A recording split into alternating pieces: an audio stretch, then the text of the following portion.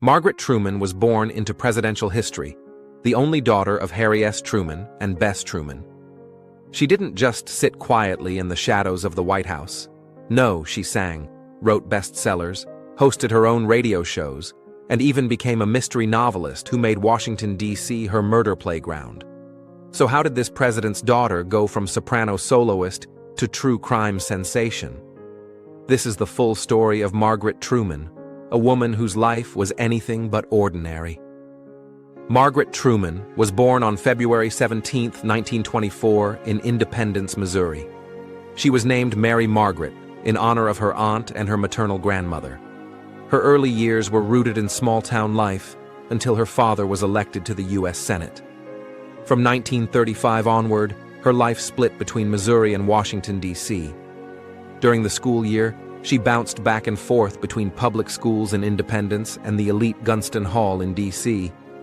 By the time she graduated high school in 1942, the world was at war, and her father's political star was on the rise.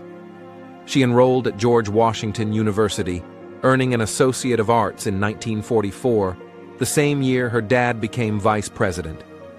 2 years later, in 1946, she received her bachelor's in history. And guess who handed her diploma on stage? Her dad, also known as the President of the United States. At 16, she began voice lessons back home in Independence. By 1947, she was making her concert debut with the Detroit Symphony Orchestra, and that same year, she sang at the Hollywood Bowl in front of 20,000 people. Her first national concert tour began in 1947 and took her to Constitution Hall, where her parents finally heard her sing in public. In 1949, she sang at Carnegie Hall, a milestone for any performer. That same year, she performed with the National Symphony Orchestra in D.C. Margaret Truman, soprano, was now a national name. But fame came with friction. Critics weren't always kind. Some said her career got a boost because of her last name. One particularly harsh review reportedly enraged President Truman so much, he wrote a scathing letter threatening to punch the critic in the nose. Despite the pressure, Margaret kept performing, studying with top-tier voice coaches like Helen Traubel and Sidney Ditch. She even appeared on Ed Sullivan's Toast of the Town in 1950. Still, by the mid-1950s, the music world lost her to something else: storytelling. As her concert career cooled, Margaret pivoted to broadcasting. In 1951, she signed with NBC and moved to New York. She hosted radio shows like Weekday and made television appearances, including a rare moment interviewing her own parents on live TV in 1955. The segment was broadcast as part of Edward R. Murrow's Person to Person. She wasn't just a celebrity host. She was genuinely good at what she did, natural, curious, and sharp.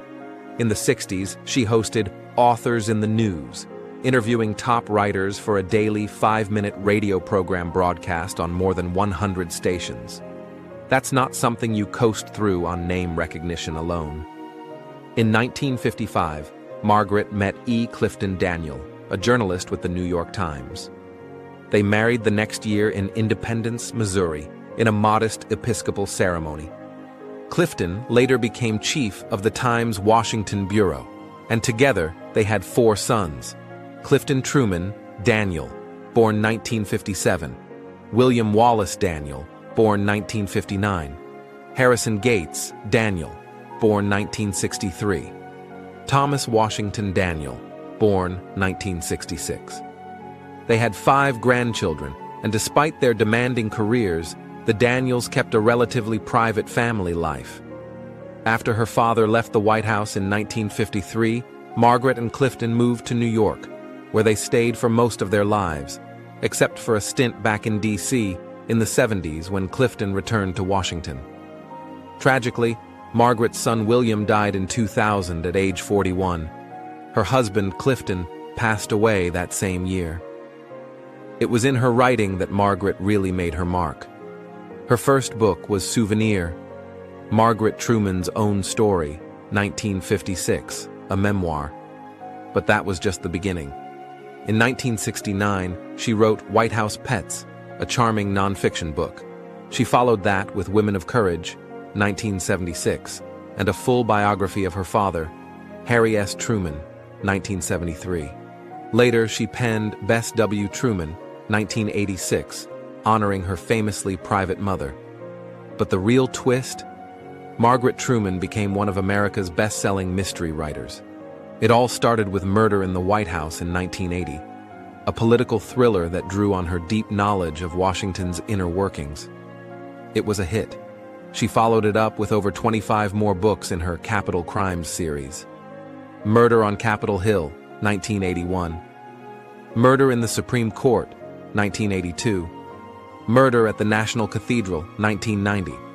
Murder at the Pentagon, 1992. Murder at Union Station, 2004. And so many more. Her murder mysteries took readers deep into the iconic halls of Washington, from Ford's Theater to the Library of Congress. She used her insider knowledge and spun gripping tales that were part whodunit, part political drama. Later in life, she collaborated with ghostwriters, but her vision and branding stayed strong.